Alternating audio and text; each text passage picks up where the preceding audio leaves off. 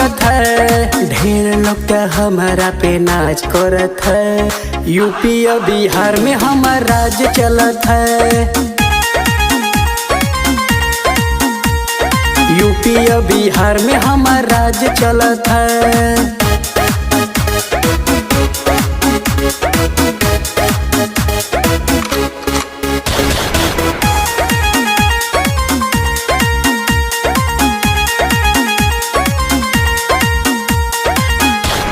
नेता थानेदार तुमसे आते हैं मिलने, बोलो ना ऐसा क्या करते हो।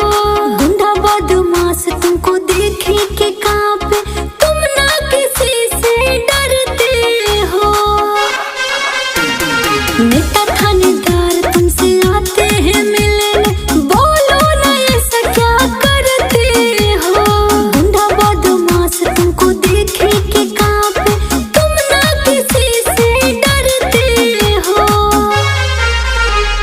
आके बाहुबली पर नाम करत है। एक बार नहीं सुबह शाम करत है। इज्जत हमर पूरा समाज करत है। यूपी और बिहार में हमार राज चलत है। यूपी और बिहार में हमार राज चलत है।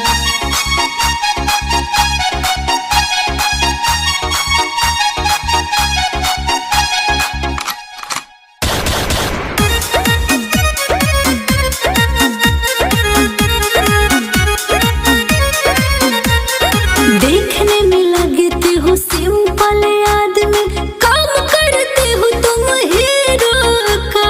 भोला भाला शकल भले है तुम्हारा, जिगरा तुम्हारा दिलेरो का। देखने में लगते हो सिंपल आदमी, काम करते हो तुम हीरो का।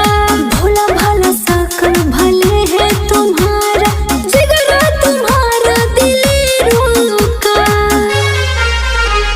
शेर के जिगर बटे जिगरा में दम। 10 गो पे हई हो अकेले भारी हो। कमलेश के लोग रंगबाज कहत है। यूपी और बिहार में हमार राज चलत है।